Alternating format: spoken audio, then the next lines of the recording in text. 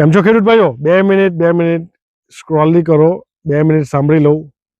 હું આજે એક મહત્વની વિષય પર તમને સમજાવું છું, જે રીંગણના પાક માટે ખાતર વ્યવસ્થાપન. કેવી રીતે આપણે રીંગણના પાકમાં ખાતર આપવાનું તે. એટલે 2 મિનિટ ખાલી તમારો સમય લઈશ, પણ એકવાર તમે સાંભળી લો. જ્યારે આપણે રીંગણની ખેતી કરીએ છીએ ત્યારે જમીન તૈયાર કરતી વખતે આપણે ઓર્ગેનિક દાણાદાર 2 બેગ અને 1 સુપર એમ કરીને આપીને જમીન તૈયાર કરતી વખતે આપણે આપવાનું છે. ત્યારબાદ જ્યારે આપણે 30 દિવસનું થાય, 30 દિવસ પછી એ પાકની વૃદ્ધિ માટે આપણે 25 કિલો યુરિયા, 25 કિલો ડીએપી અને 10 કિલો પોટાશ મિક્સ કરીને આપણે રીંગણના પાકને આપવાનું છે.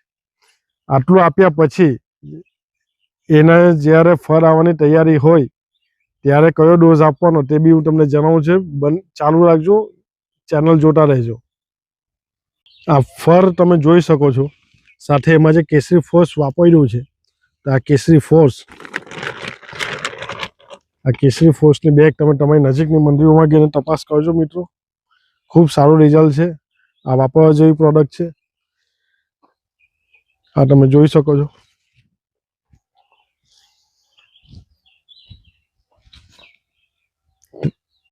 ફળ તો આવે જ છે, પણ એ ટાઈમે ફળ ક્યારે આવશે કે પહેલાં ફૂલ આવશે. તો ફૂલની જ્યારે અવસ્થા આવે તમે બતાવો છો. આમાં ફૂલની અવસ્થા જ્યારે આવે, આ ફૂલ અવસ્થા આવી તે દરમિયાન આપણે કેસરી ફોર્સ 50 કિલો અને 10 કિલો મિક્સ માઇક્રોન્યુટ્રન મારુતિ આ આપણે આપવાનું છે, જેથી એની વૃદ્ધિ થાય ને ફૂલ વધારે આવે. ત્યારબાદ જે પાક થાય છે, તો પાકની વૃદ્ધિ માટે તમે આવો, હું તમને બતાવું છું આપણે કેવો પાક છે.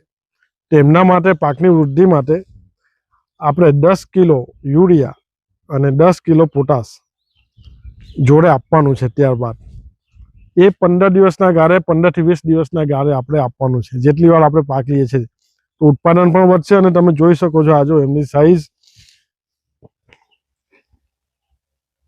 એની ચમક, આ શરૂઆત થઈ ગયા છે લગભગ તમે જોઈ શકો ખેડૂત મિત્રો. બસ થેન્ક યુ. આ રીતે અમારા વિડીયો જોતા રહેજો, લાઈક કરજો, શેર કરજો, સબસ્ક્રાઈબ કરજો. તેમજ તમને ડિટેલમાં જો આના ડોઝીસ જોઈતા હોય તો તમે નામ, સરનામું અને ક્યારે પાક લેવો છો એ બધી ડિટેલ મને કોમેન્ટમાં આપો, તો હું તમને જરૂરથી ડોઝ બનાવી છે. Thank you.